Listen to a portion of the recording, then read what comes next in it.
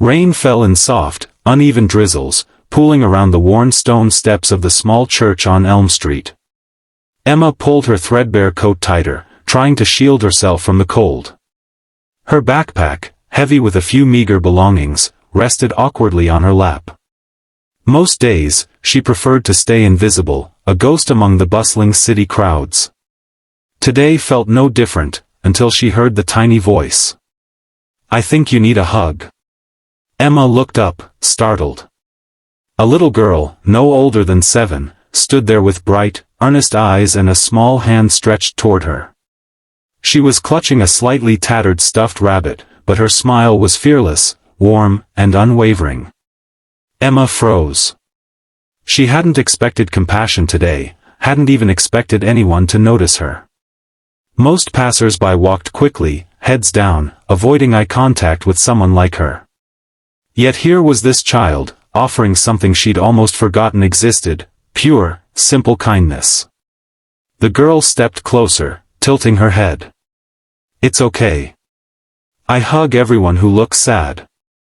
Emma laughed softly, a hollow sound at first, then more genuine as she felt the strange, unfamiliar tug of hope. She didn't know this girl. She didn't know why she cared. And yet, the offer felt monumental, like a lifeline in a storm. The church bells tolled softly, echoing through the empty street, and Emma realized that maybe, just maybe, a hug could change everything. Emma hesitated for only a heartbeat before the little girl's arms wrapped around her. The hug was brief but fierce, a warmth that seemed to seep into the very edges of her cold, tired bones. She held back tears, embarrassed to be so moved by a stranger, a child, no less. "You're Emma, right?" the girl asked suddenly, as if she knew. Emma blinked, startled. How do you know my name?" she asked, her voice trembling. "I know lots of things," the girl said with a shrug, tilting her head thoughtfully. "I know when someone needs a hug." Her eyes sparkled.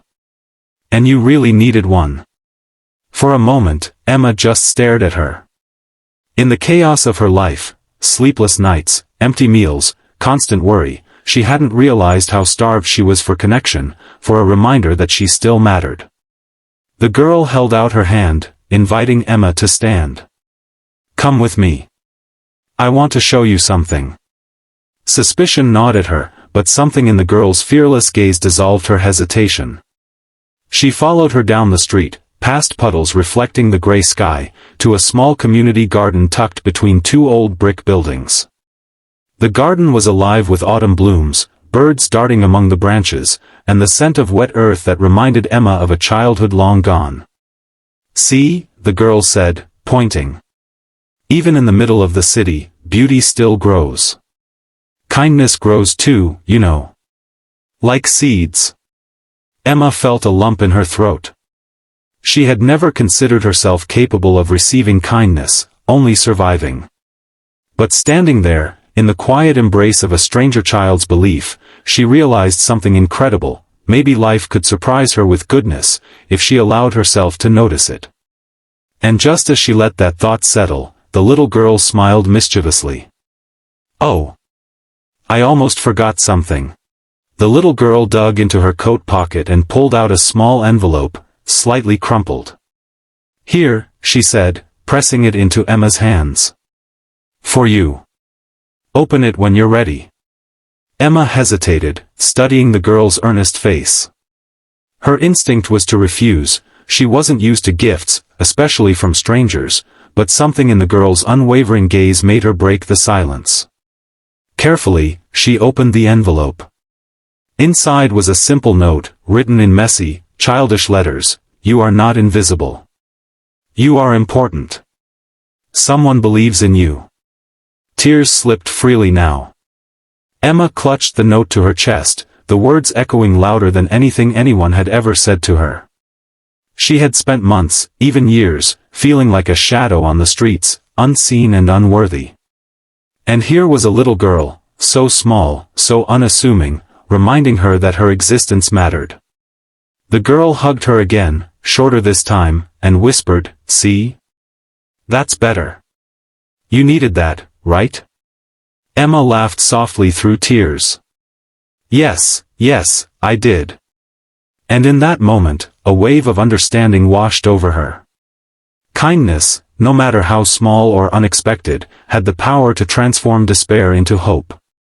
She didn't need wealth or recognition, she needed connection, humanity, and courage to believe in goodness again. The girl's mother appeared at the garden gate, smiling apologetically.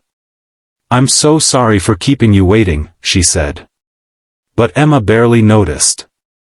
She turned to the little girl and whispered, "Thank you, for saving me today." The girl grinned. "You didn't know you were saved, did you?" Emma shook her head, smiling through tears. And for the first time in months, she believed that even in the coldest streets, warmth could still be found, sometimes in the hug of a stranger, sometimes in the heart of a child. Over the next few weeks, Emma found herself returning to the small garden between the brick buildings. The little girl, whose name was Lily, always ran to meet her with that same fearless smile. Their friendship became a quiet refuge in a world that had often felt harsh and indifferent. One chilly morning, Lily led Emma to a small notice board in the church hall. "Look," she said, pointing excitedly. There was a flyer about a community program helping homeless women with job training and housing support. Emma's heart skipped. She had passed by countless opportunities before, but now, for the first time, she felt ready to accept help. With Lily cheering her on, Emma attended her first session. Each step felt monumental, opening her heart, trusting others, believing she could rebuild. Slowly, the layers of despair that had wrapped around her began to loosen. She met volunteers who listened, mentors who guided, and fellow participants who shared stories of struggle and triumph. One evening, as Emma returned to the garden, she realized she was carrying more than hope, she was carrying a vision for a future she had once thought impossible. She knelt down and hugged Lily tightly. "You didn't just give me a hug," she whispered.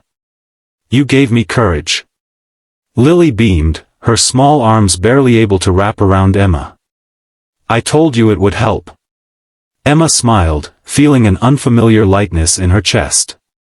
She had learned that kindness was contagious, that even the smallest gesture could ignite transformation.